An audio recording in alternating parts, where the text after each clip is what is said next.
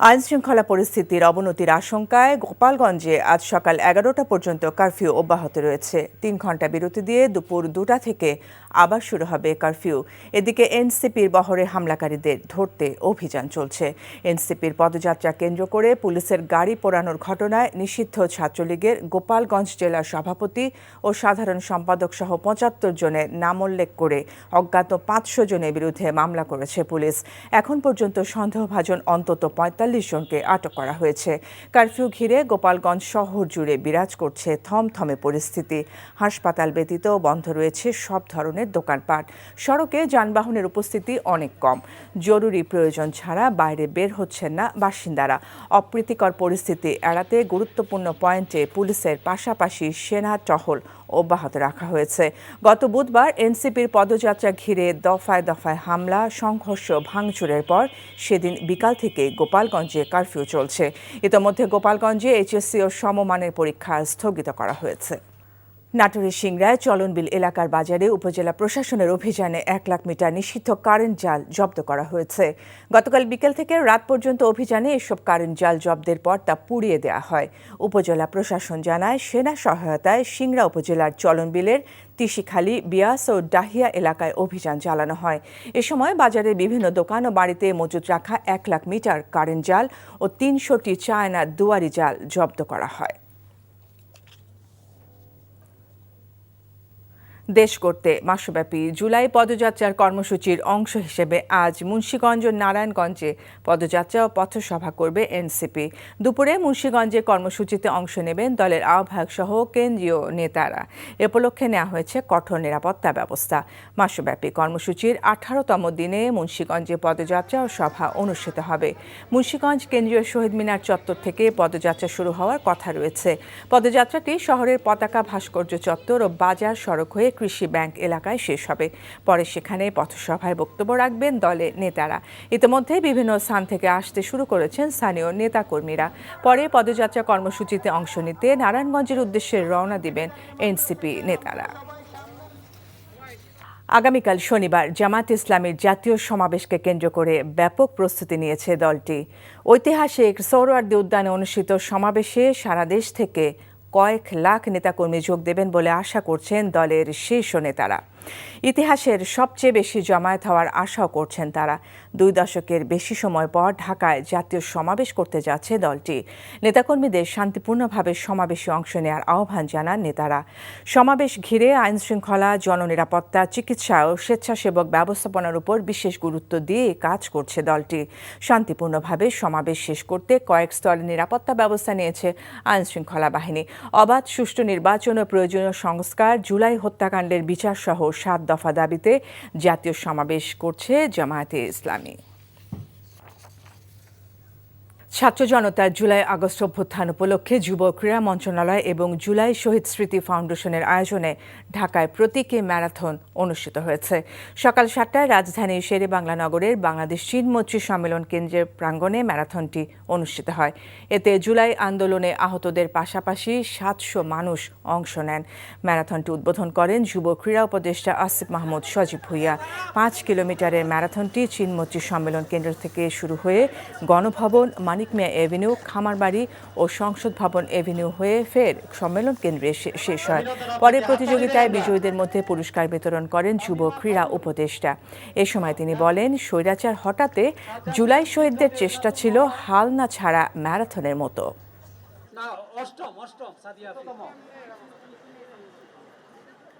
জুলাই গণঅভ্যুত্থানের শহীদ আহতদের স্বপ্নের বাংলাদেশ গড়ার লড়াইটাও একটা ম্যারাথনের মতো। যত কষ্টই হোক এটা আমাদেরকে শেষ করতে হবে, যত সময় লাগুক আমাদেরকে বাস্তবায়ন করতে হবে। এটা একটা লাইফ লং লড়াই এবং এই লড়াইটা করার জন্য আমরা কমিটেড আছি, আমি কমিটেড আছি এবং এই লড়াইয়ে সারা জীবন আপনাদেরকে পাশে চাই। ষড়যন্ত্র করে চোরাই পথে কেউ আগামীতে ক্ষমতায় আসার চেষ্টা করলে জনগণ তা মেনে নেবে না বলে মন্তব্য করেছেন বিএনপির স্থায়ী কমিটির সদস্য ডাক্তার AZM জাহিদ হোসেন। জাতীয় প্রেস ক্লাবের সামনে বাংলাদেশ সম্মিলিত পেশাজীবী পরিষদের প্রতিবাদ সমাবেশে কথা বলেন তিনি। অনেক উপদেষ্টার কথা শুনে মনে হয় যেন ওনারা সারা জীবন ক্ষমতায় থাকবেন, ওনারা জনগণের নির্বাচিত প্রতিনিধি। কিন্তু মনে রাখতে হবে, আপনারা জনগণের নির্বাচিত প্রতিনিধি নয়, আন্দোলন সংগ্রামের যারা ছিলেন তাদের সমর্থিত হয়ে একটি নির্ধারিত সময়ের জন্য নির্ধারিত দায়িত্ব পালনের জন্য আপনারা দায়িত্ব নিয়েছেন। বেশ চড়া চলতি সপ্তাহের বাজার। সরবরাহ ঘাটতি না থাকলেও 4 থেকে 6 টাকা বেড়েছে চালের দাম। গেল সপ্তাহের তুলনায় আরও বেড়েছে মুরগি ও কাঁচা মরিচের দাম। এ বিষয়ে আরও জানতে যাচ্ছি রাজধানীর কারওয়ান বাজারে। সেখানে আছেন সিনিয়র করেসপন্ডেন্ট সেলিম মালিক। সেলিম, আজকের বাজার দর কেমন দেখছেন, কি বলছেন ক্রেতা ও বিক্রেতারা?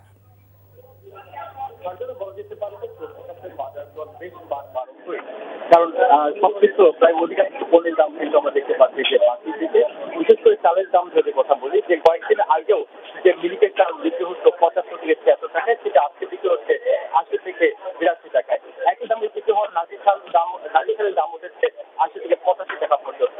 এবং কয়েকদিন আগে যে 55 টাকায় যে আপনার বিয়ার আটা বিক্রি হতো, সেটি কিন্তু এখন 62 টাকায় বিক্রি হচ্ছে। এটা মোটা চালের দামও কিন্তু বেশ খানিকটা বেড়েছে। কয়েকদিন আগে 50 টাকায় যে মোটা চাল বিক্রি হতো, সেটি কিন্তু আজকে বিক্রি হচ্ছে 56 টাকা, অর্থাৎ 6 টাকা পর্যন্ত বেড়েছে এই মোটা চালের দাম। এছাড়া ব্রয়লার মুরগির দাম আপনার 6 টাকা পর্যন্ত বেড়েছে এই মোটা চালের দাম। এছাড়া ব্রয়লার মুরগি এবং সোনালিকা মুরগির দাম আপনার যে বিষয়টা আপনি বলেছেন সেটা হলো যে প্রায় 20 টাকা পর্যন্ত কিন্তু বেড়েছে এই পণ্য দুটির। বিশেষ করে ব্রয়লার মুরগি কিন্তু কয়েকদিন আগে আমরা দেখতে পেয়েছি যে 50 থেকে 60 টাকায় বিক্রি হতো ব্রয়লার মুরগি, সেটি কিন্তু আজকে 170 টাকায় বিক্রি হচ্ছে। এছাড়া 290 টাকায় যে সোনালিকা মুরগি বিক্রি হতো, সেটি কিন্তু আজকে বিক্রি হচ্ছে 310 টাকা পর্যন্ত। এর কিন্তু সদুত্তর কিন্তু আসলে ব্যবসা দিতে পারছে না আসলে কি কারণে এই ব্রয়লার মুরগির দামটা বেড়েছে। এদিকে আমরা দেখতে পাচ্ছি যে সবজির বাজারে কিন্তু দাম বেশ খানিকটা বেড়েছে। বিশেষ করে যদি মরিচের কথা বলা হয়, গত কয়েকদিনে কিন্তু প্রায় 150 টাকা পর্যন্ত মরিচের দাম বৃদ্ধি পেয়েছে।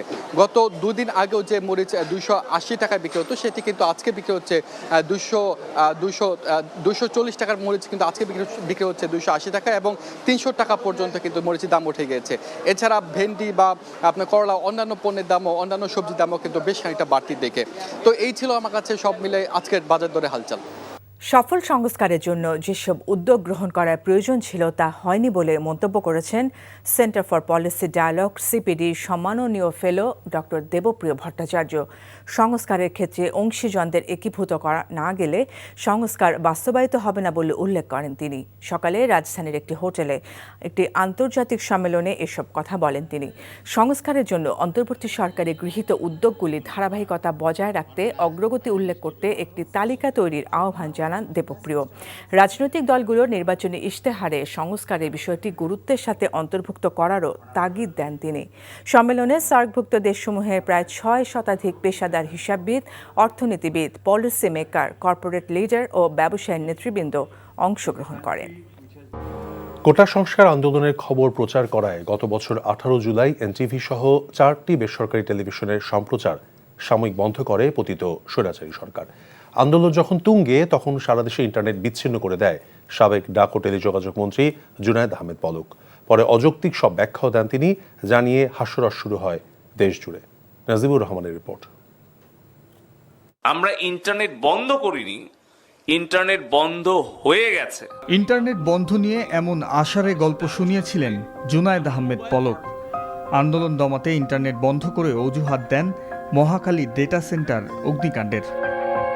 এমনকি সকল নাগরিকের মোবাইলে খুদে বার্তা পাঠিয়েও একই দাবি করে সরকার। যে কোনো একটা শিশু বাচ্চাকেও যদি আপনি জিজ্ঞেস করেন, সেও বলবে যে কখনো এটা ইন্টারনেট ইচ্ছাকৃতভাবে বন্ধ হয় না, অর্থাৎ তারা প্ল্যান করে পরিকল্পনা করে এটা বন্ধ করেছে। যে ব্যাখ্যা দিয়েছে ইন্টারনেট একা বন্ধ হয়ে গেছে, এটা তো বন্ধ না করলে ডেটা সেন্টার থেকে যদি অফ করা না হয় তাহলে তো বন্ধ হওয়া সম্ভব না। আইটি এক্সপার্ট আছে, ওনারাও বলেন যে পুরো দেশের ইন্টারনেট শুধুমাত্র একটা বিল্ডিংয়ে আগুন লাগার কারণে বন্ধ হতে পারে না। এ নিয়ে সামাজিক যোগাযোগ মাধ্যমে চলে ব্যাপক সমালোচনা আর প্রতিক্রিয়া। ইন্টারনেট বন্ধের ঘটনা হয়ে ওঠে আগুনে ঘি ঢালার মতো, স্ফুলিঙ্গের মতো ছড়িয়ে পড়ে ক্ষোভ। এটা আসলে শিক্ষার্থীরা বুঝে গিয়েছিল যে এটা তাদের একটা কূটনৈতিক চাল ছিল, বানচাল করার জন্য আন্দোলন। এটা আমার কাছে খুবই হাস্যকর মনে হয়েছিল এবং অযৌক্তিক মনে হয়েছে, কারণ আমরা তো মূলত সবাই জানি যে ইন্টারনেট মূলত আসলে কিভাবে বন্ধ হয়। ইন্টারনেট আমরা শুধু সরকারের হাতিয়ার হোক এটা চাই না, আমরা চাই এটা সবার হাতিয়ার হোক। ইন্টারনেট বন্ধ ছাড়াও এদিন এনটিভি, চ্যানেল 24, বাংলাভিশন ও দেশ টিভি সম্প্রচার বন্ধ করে দেয় পতিত স্বৈরাচার সরকার। আন্দোলন সংগ্রামের খবর প্রচার করায় দমননীতির অংশ হিসেবে সাময়িক বন্ধ করা হয় জনপ্রিয় এই 4টি চ্যানেল। চলমান আন্দোলনে সামাজিক যোগাযোগ মাধ্যমও টানা 13 দিন বন্ধ রাখে তারা। প্রথম দফায় 17 জুলাই সন্ধ্যায় দেশজুড়ে মোবাইল ইন্টারনেটের কাভারেজ সীমিত করা হয়। 18 জুলাই রাত থেকে দেশজুড়ে ব্রডব্যান্ড ইন্টারনেটও বন্ধ করে দেওয়া হয়। তবুও আন্দোলন চলেছে তার আপন গতিতে, যা শেষ হয় শেখ হাসিনার পতনের মধ্য দিয়ে। Najibur Rahman, NTV news, Dhaka. হামলা করে এনসিপিকে দমানো যাবে না মন্তব্য করে মুন্সিগঞ্জের পদযাত্রায় দলের আহ্বায়ক নাহিদ ইসলাম হুঁশিয়ারি করেছেন, ফ্যাসিবাদ এবং মুজিববাদের বিরুদ্ধে লড়াই অব্যাহত থাকবে। দেশ গড়তে মাসব্যাপী জুলাই পদযাত্রার 18তম দিনে মুন্সিগঞ্জের কর্মসূচি শেষে এখন নারায়ণগঞ্জে পৌঁছেছেন এনসিপির কেন্দ্রীয় নেতারা। নিতাইগঞ্জ থেকে পদযাত্রা শুরু হয়ে শহরের প্রাণকেন্দ্র চাষারায় গিয়ে শেষ হবে। সেখানে পদযাত্রায় বক্তব্য রাখবেন এনসিপি নেতারা। এ উপলক্ষে নেওয়া হয়েছে কঠোর নিরাপত্তা ব্যবস্থা। পদযাত্রা এবং পথসভায় অংশ নিতে ভিড় করছেন স্থানীয় নেতাকর্মীরা। এর আগে দুপুরে মুন্সিগঞ্জ শহীদ মিনার চত্বর থেকে পদযাত্রা শুরু হয়ে বিভিন্ন সড়ক প্রদক্ষিণ করে কৃষি ব্যাংক এলাকায় শেষ হয়। সেখানে পথসভায় গণঅভ্যুত্থানে এ জেলায় শহীদ এবং আহতদের অবদান স্মরণ করে এনসিপি প্রধান সহ তরুণ নেতারা। এছাড়া আশ্বাস দেন নদী ভাঙন থেকে রক্ষায় প্রয়োজনীয় ব্যবস্থা নেওয়ার।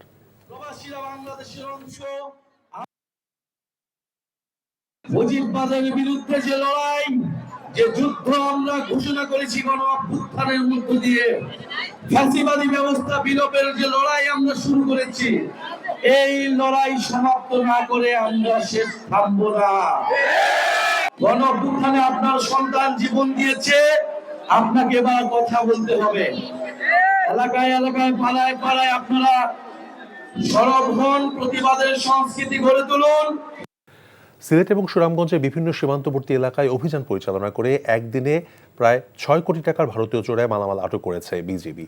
তবে আটক হয়নি পণ্য পাচারের সঙ্গে জড়িত কেউই। ভোরে বিজিবি 48 ব্যাটালিয়নের আওতাধীন প্রতাপপুর, দমদমিয়া, শ্রীপুর, বিছানাকান্দি ও সোনালী জেলার বিওপি টহল দল এই অভিযান পরিচালনা করে। অভিযানে বিপুল পরিমাণ ভারতীয় sari, skin bright cream, sunglass, গরু এবং অবৈধভাবে পাথর উত্তোলনকারী নৌকা আটক করে বিজিবি। আটককৃত মালামালের বাজার মূল্য প্রায় 6 কোটি টাকা হবে বলে জানায় বিজিবি। প্রায় প্রতিদিনই সিলেট ও সুনামগঞ্জ সীমান্তে ধরা পড়ছে কোটি টাকার চোরাই ভারতীয় পণ্য।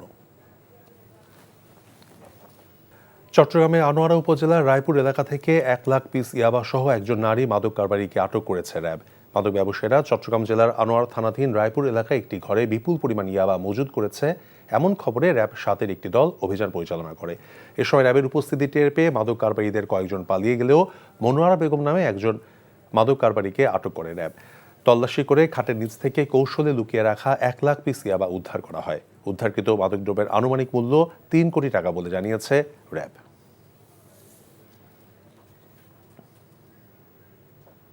বঙ্গোপসাগরের গভীর সমুদ্রে সেন্ট মার্টিন দ্বীপের 180 কিলোমিটার দক্ষিণ পশ্চিমে বাংলাদেশের অর্থনৈতিক জলসীমায় অবৈধভাবে অনুপ্রবেশকারী একটি শ্রীলঙ্কার মাছ ধরা ট্রলার সহ 6 জন জেলেকে আটক করেছে বাংলাদেশ নৌবাহিনী। গত 16 জুলাই নিয়মিত টহলের সময় নৌবাহিনীর যুদ্ধজাহাজ SLMV সুদুদুয়া 4 নামের এই ট্রলারটিকে আটক করে। পরবর্তীতে আটক ট্রলার ও জেলেদেরকে প্রয়োজনীয় আইনগত প্রক্রিয়ার জন্য গতকাল বৃহস্পতিবার চট্টগ্রাম পতেঙ্গা থানা পুলিশের কাছে হস্তান্তর করা হয়েছে। বাংলাদেশের বিশাল সমুদ্রসীমায় 3টি প্রধান মৎস্য বিচরণ ক্ষেত্র রয়েছে, যা এশিয়ার মূল্যবান টুনা মাছের অন্যতম বিচরণ এলাকা হিসেবে বিশ্বে পরিচিত। দেশের সীমিত সংখ্যক বৈধ ট্রলার সেখানে মাছ আহরণ করলেও পার্শ্ববর্তী দেশের কিছু অসাধু জেলে প্রায় সময়ই অবৈধভাবে প্রবেশের চেষ্টা চালায়। শরীয়তপুরের নরসিংহপুর ফেরিঘাটে ইজারা নিয়ে ছাত্রদল এবং যুবদল নেতার 2 গ্রুপের দ্বন্দ্বে চাঁদপুর শরীয়তপুর মহাসড়কে যান চলাচল বন্ধ করে দেওয়া হয়েছে। সকাল থেকে সড়কটির আরশিনগর এলাকায় অবরোধের তৈরি করে পরিবহন সহ সব ধরনের যানবাহন আটকে দেয় ঘাটের ইজারাদার জিসানওয়ালা। এতে সড়কের 2 পাশে 1.5 শতাধিক যানবাহন আটকা পড়েছে।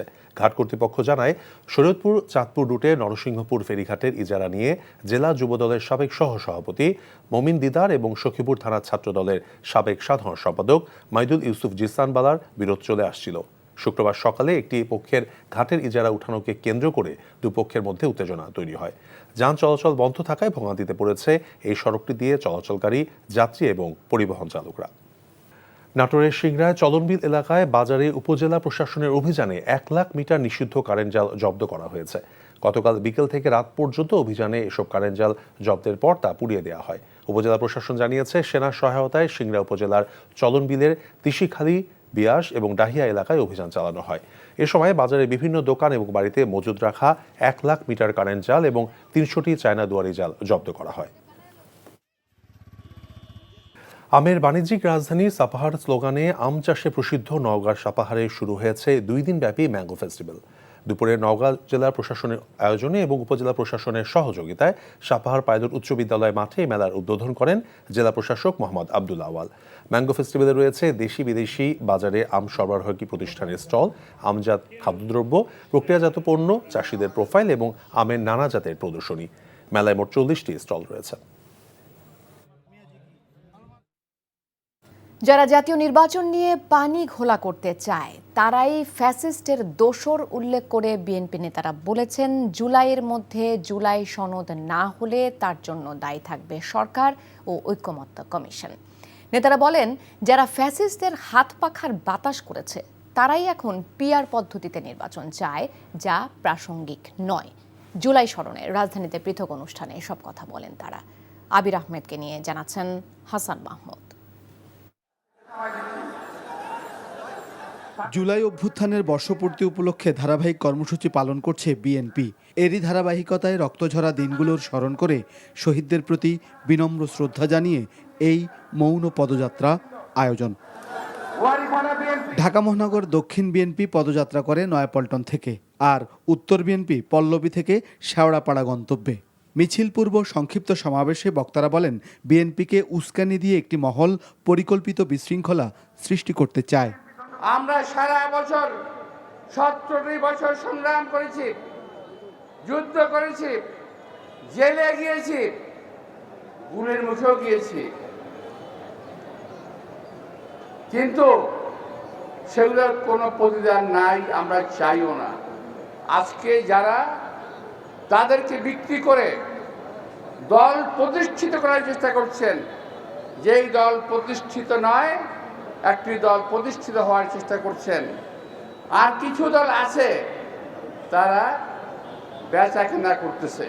নির্বাচনকে বিলম্বিত করতে নানা ষড়যন্ত্র শুরু হয়েছে অভিযোগ করে বিএনপি নেতারা বলেন, জুলাই সনদের ঐক্য না হলে তার দায় নিতে হবে কমিশনকে। এইবার গোলা পানিতে মাছ শিকার করার চেষ্টা করছে যারা শেখ হাসিনাকে, এই ফ্যাসিস্টকে বাংলাদেশের রাজনীতিতে আবার ফিরিয়ে নিয়ে আসার জন্য বিভিন্ন রকমের ষড়যন্ত্র এবং প্লট সৃষ্টি করছে, তাদেরকে আমরা চিহ্নিত করব। যারা হাত পাকা দিয়ে 16 বছর আওয়ামী লীগকে বাতাস করেছে, তারা নাকি কোথাও পিআর পদ্ধতি ছাড়া নির্বাচন চায় না।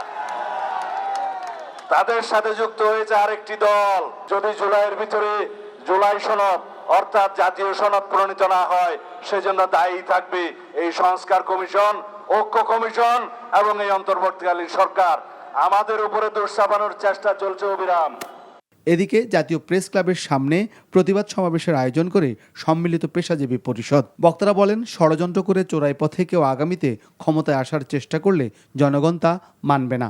অনেক উপদেষ্টার কথা শুনে মনে হয় যেন ওনারা সারা জীবন ক্ষমতায় থাকবেন, ওনারা জনগণের নির্বাচিত প্রতিনিধি। কিন্তু মনে রাখতে হবে, আপনারা জনগণের নির্বাচিত প্রতিনিধি নয়, আন্দোলন সংগ্রামের যারা ছিলেন তাদের সমর্থিত হয়ে একটি নির্ধারিত সময়ের জন্য নির্ধারিত দায়িত্ব পালনের জন্য আপনারা দায়িত্ব নিয়েছেন। নেতারা বলেন, জুলাইয়ের ঐক্য ধরে রাখতে সবাইকে ঐক্যবদ্ধ হয়ে কাজ করতে হবে। Hasan Mahmud, NTV news, Dhaka. দুর্গম এলাকার মানুষকে অনলাইনে চিকিৎসা সেবা প্রদান করতে বর্তমান সরকার ডিজিটাল স্বাস্থ্য সেবাকে অগ্রাধিকার দিচ্ছে বলে জানিয়েছেন প্রধান উপদেষ্টা ডক্টর মোহাম্মদ ইউনূস। আজ রাষ্ট্রীয় অতিথি ভবন যমুনায় তার সাথে স্প্রেক্সের ভাইস প্রেসিডেন্ট লরেন ড্রিয়ারের সৌজন্য সাক্ষাতে একথা বলেন তিনি। এ সময় বাংলাদেশে স্টারলিংকের কার্যক্রম শুরু করার ক্ষেত্রে সরকারি কর্মকর্তাদের সমন্বিত প্রচেষ্টার প্রশংসা করে আরও ঘনিষ্ঠভাবে কাজ করার আগ্রহ জানান লরেন ড্রিয়ার। আর পার্বত্য এলাকার মতো দুর্গম অঞ্চলে ইন্টারনেট সংযোগের প্রয়োজনীয়তার কথা তুলে ধরে প্রধান উপদেষ্টা বলেন, 100টি বিদ্যালয়ে অনলাইন শিক্ষা কার্যক্রম চালু করছে সরকার। এ সময় জাতীয় নিরাপত্তা উপদেষ্টা খলিলুর রহমান, প্রধান উপদেষ্টার বিশেষ সহকারী ফয়েজ আহমেদ তৈয়ব ও বিডার চেয়ারম্যান আশিক মাহমুদ উপস্থিত ছিলেন। জাতীয় নাগরিক পার্টি এনসিপির আহ্বায়ক নাহিদ ইসলাম বলেছেন, বাংলাদেশে রাষ্ট্র পরিচালনার সিস্টেম পরিবর্তন করতে হবে। বিগত সময়ে নারায়ণগঞ্জকে সন্ত্রাসের অভয়ারণ্য করেছিল কিছু পরিবার। উল্লেখ করে তিনি বলেন, জেলার আইন শৃঙ্খলা পরিস্থিতি কেন ঠিক হচ্ছে না সে বিষয়ে সরকারের কাছে জবাব চান। সন্ধ্যায় নারায়ণগঞ্জের চাষাড়ায় পথসভায় এসব কথা বলেন তিনি। এর আগে মুন্সিগঞ্জের পদযাত্রায় নাহিদ বলেন, ফ্যাসিবাদ ও মুজিববাদের বিরুদ্ধে লড়াই অব্যাহত থাকবে। ইমরুল কায়েসের ডেস্ক রিপোর্ট। দেশ গড়তে জুলাই পদযাত্রা কর্মসূচির 18তম দিনে নারায়ণগঞ্জে পথসভা করেছে জাতীয় নাগরিক পার্টি এনসিপি। এ সময় জেলার নিতাইগঞ্জ থেকে পদযাত্রা শুরু হয়ে চাষাড়ায় গিয়ে পথসভা করে দলটি। ঢল নামে হাজারো মানুষের। পথসভায় দলের আহ্বায়ক নাহিদ ইসলাম বলেন, বাংলাদেশে রাষ্ট্র পরিচালনার সিস্টেম পরিবর্তন করতে হবে। বিগত সময়ে নারায়ণগঞ্জকে সন্ত্রাসের অভয়ারণ্য করেছিল কিছু পরিবার, উল্লেখ করেন তিনি। গণ অভ্যুত্থানের পরে আমরা জানি নারায়ণগঞ্জে কতগুলো মার্ডার হয়েছে। কেন আইন শৃঙ্খলা এখনো নারায়ণগঞ্জে ঠিক হচ্ছে না, আমরা সরকারের কাছে সেই জবাব চাই এবং মাফিয়া তন্ত্রকে বিচারের আওতায় আনতে হবে। কিন্তু আমরা দেখেছি উল্টো ঘটনা ঘটছে। মাফিয়া অলিগার ব্যবসায়ীদেরকে প্রোটেক্ট করা হচ্ছে নানাভাবে, আর ছোট মাঝারি ব্যবসায়ীরা চাঁদাবাজদের তাড়নায় তারা জীবন যাপন করতে পারছে না, ব্যবসা করতে পারছে না। পথসভায় নারায়ণগঞ্জবাসীর উদ্দেশ্যে বক্তব্য রাখেন এনসিপির সদস্য সচিব আক্তার হোসেন সহ কেন্দ্রীয় নেতাকর্মীরা। নারায়ণগঞ্জকে পরিবারতন্ত্র, মাফিয়াতন্ত্র, গডফাদারতন্ত্র থেকে মুক্ত করতে হবে। এর আগে মুন্সিগঞ্জে পদযাত্রা করে জাতীয় নাগরিক পার্টি। এ সময় হামলা করে এনসিপিকে দমানো যাবে না বলে মন্তব্য করেন নাহিদ ইসলাম। বলেন, ফ্যাসিবাদ ও মুজিববাদের বিরুদ্ধে লড়াই অব্যাহত থাকবে। মুজিববাদের বিরুদ্ধে যে লড়াই, যে যুদ্ধ আমরা ঘোষণা করেছি গণ অভ্যুত্থানের মধ্য দিয়ে, ফ্যাসিবাদী ব্যবস্থা বিলোপের যে লড়াই আমরা শুরু করেছি, এই লড়াই সমাপ্ত না করে আমরা শেষ থামবো না। গণ অভ্যুত্থানে আপনার সন্তান জীবন দিয়েছে, আপনাকে এবার কথা বলতে হবে। এলাকায় এলাকায়, পাড়ায় পাড়ায় আপনারা সরব হন, প্রতিবাদের সংস্কৃতি গড়ে তুলুন। পথসভায় গণঅভ্যুত্থানে শহীদ ও আহতদের অবদান স্মরণ করেন এনসিপির নেতারা। Imrul Kayes, NTV news desk. পাকিস্তানের বিপক্ষে টি-20 সিরিজে আজ ঐচ্ছিক অনুশীলনে বাংলাদেশের হয়ে একমাত্র প্রস্তুতি নিয়েছেন ব্যাটার নাঈম শেখ। সেখানেই তিনি জানিয়েছেন, শ্রীলঙ্কার বিপক্ষে সাফল্যের ধারাবাহিকতা বজায় রাখতে চান পাকিস্তানের বিপক্ষেও। এদিকে মিরপুর শেরেবাংলা স্টেডিয়ামে নিজেদের প্রথম প্রস্তুতি পর্ব শেষ করেছে পাকিস্তান। নিলয় মজুমদারের রিপোর্ট। শ্রীলঙ্কার বিপক্ষে টি-20 সিরিজ জয়ের রেশ কাটেনি। ঐচ্ছিক অনুশীলনে তাই অনেক অনুপস্থিত থাকলেও ব্যতিক্রম নাঈম শেখ। একাই ঘণ্টা দুয়েক ঘাম ঝরিয়েছেন মিরপুরে একাডেমি মাঠে। শ্রীলঙ্কার বিপক্ষে প্রথম টি-20তে সুযোগ পেলেও খেলেছেন 4 নম্বরে। তবে একাদশীর সুযোগ পেলে দলের সমন্বয় অনুযায়ী নিজের সেরাটা দিতে চান এই বাঁহাতি। 5-এ খেলার কথা ছিল, তো 4-এর সাথে ডিসকাস করে 4-এ খেলছি। কিন্তু জাকের ইনজুর থাকার কারণে কিন্তু আমি খেলছি, নর্মালি কিন্তু আমার খেলার কথাই ছিল না। তো মেন্টালি যদি আমি আগে থেকে জানতাম যে এমন অপরচুনিটি আসবে, টু বি অনেস্ট এইভাবে মেন্টালি প্রিপেয়ার ছিলাম না। ওপেনিংয়ে খেলার জন্য সবসময় প্রিপেয়ার থাকি। এখন ওই যে ইন্ডিভিজুয়াল ট্রেনিং করলাম, ওপেনিং কীভাবে খেলবো বা অপরচুনিটি আসলে কীভাবে কাজে লাগাবো, ওইটার জন্য প্রিপারেশন নিতেছি। টু বি অনেস্ট ওইটার জন্য মেন্টালি প্রিপেয়ার ছিলাম না। তো নেক্সট টাইম যদি এইভাবে অপরচুনিটি আসে অবশ্যই মাথায় থাকবে। পাকিস্তানের বিপক্ষে 22টি টি-20 খেলে মাত্র 3টিতে জয়ের মুখ দেখেছে বাংলাদেশ। তাই সিরিজ জয়টা আপাতদৃষ্টিতে স্বপ্ন মনে হলেও লঙ্কার বিপক্ষে ইতিহাস গড়ে সিরিজ জয়কেই অনুপ্রেরণা মনে করছেন নাঈম। আমাদের বলাররাও কিন্তু ভালো মোমেন্টামে আছে। অ্যাজ এ টিমমেট হিসেবে যেটা সামনাসামনি দেখলাম যে আমাদের বলার এখন মেন্টালি খুব ভালো অবস্থায় আছে। তো ইনশাল্লাহ এটা ক্যারি করলে ডেফিনেটলি আমরা হোম অ্যাডভান্টেজ নিতে পারবো। নাঈম বাদে বাংলাদেশের খেলোয়াড়রা বিশ্রামে থাকলেও সন্ধ্যায় ফ্ল্যাট লাইটের আলোয় অনুশীলন করেছে পাকিস্তান। Nilay Majumdar, NTV news, Dhaka.